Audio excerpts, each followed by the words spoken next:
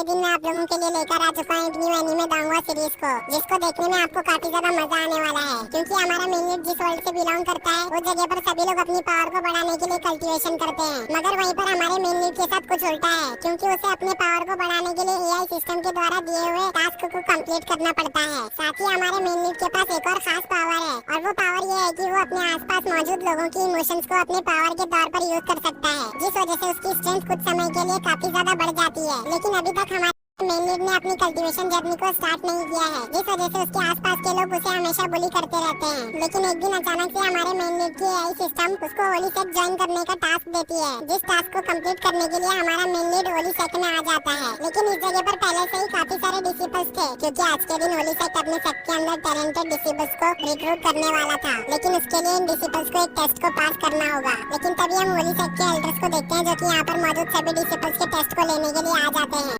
और अब वो ग्राउंड में एक गोल्डन बेल को समन करते हुए सभी डिसिपल्स से कहने लगे थे कि जो कोई भी इस बेल को बजा पाएगा वो हमारे सेट के अंदर दाखिल हो सकता है। जो सुनकर एक डिसिपल काफी ज्यादा जोश में आकर उस बेल को बजाने के लिए बेल के पास आकर उसके ऊपर अटैक करता है, मगर वो इस बेल को नहीं बजा पाता है। इसलिए वो और भी ज्यादा कोशिश करता है, मगर उसकी कोशिश यहाँ पर नाकाम हो जाती है। जो देखकर वो एल्डर से कहने लगा था कि एल्डर, मुझे लगता है कि आपका ये गोल्डन बेल खराब हो गया है। जो सुनकर एल्डर समझ जाते हैं कि ये डिसिपल यहाँ पर बस नाटक कर रहा है और हमारा टाइम वेस्ट करने की कोशिश कर रहा है। और अब धीरे धीरे करके काफी सारे डिसिपल्स को बजाने की कोशिश करते हैं, मगर वो भी इसमें फेल हो जाते हैं, जो देखकर एल्डर्स यहाँ पर निराश हो जाते हैं। लेकिन तभी एक डिसिपल आकर इस बेल को एक मर्तबा बजा देता है, जिस वजह से सभी एल्डर्स काफी ज्यादा खुश हो गए थे। दूसरी तरफ हम उस डिसिपल को देखते हैं जो एल्डर्स से पूछते हुए कहने लगा था कि एल्डर्स, वैसे आप मुझे बता सकते हैं कि हम इस बेल को कितनी बार बजा सकते हैं? तो एल्डर उससे कहने लगे थे कि हम इस बेल को मिनिमम 1 बार और मैक्सिमम 9 बार बजा सकते हैं। और अब एल्डर उस डिसिपल से कहते हैं कि तुमने एक बार इस बेल को बजा लिया है, इस वजह से अब तुम हमारे सेट के आउटर डिसिपल बन चुके हो। जो सुनकर वो काफी ज्यादा खुश हो जाते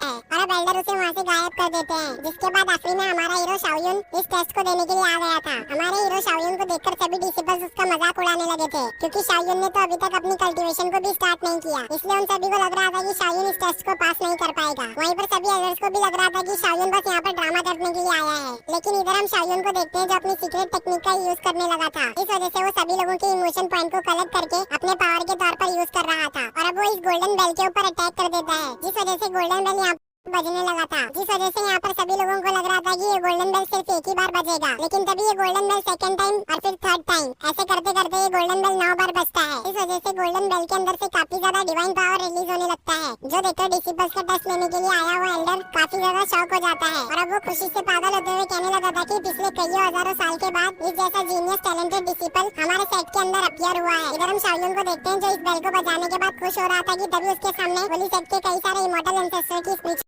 बॉडी आ जाती है। वहीं पर हम उस एल्डर को देखते हैं जो डिसिपल्स का टेस्ट ले रहा था। वो शाओयुन के पास आते हुए इस सेट में उसका वेलकम करने लगा था। लेकिन तभी उसके सामने एक पोर्टल खुलता है, जिसके अंदर से होली सेट का लीडर निकलता है। और वो शाओयुन को वेलकम करते हुए कहने लगा था कि शाओयुन, मैं इस सेट का लीडर हूँ। जो सुनकर शाओयुन उसे ग्रीट करने लगा था, मगर सेट लीडर उसे रोकते हुए कहने लगा था कि शाओयुन, आज से तुम इस सेट के होली सन हो, इसलिए मैं चाहता हूँ कि तुम मुझे अपना टीचर एक्सेप्ट कर लो। अगर तुमने मुझे अपना टीचर एक्सेप्ट कर लिया तो मैं तुम्हें काफी सारी टेक्निक्स सिखाऊंगा, जिसको सीखने के बाद तुम इस कॉन्टिनेंट के सबसे ज्यादा पावरफुल कल्टीवेटर बन जाओगे।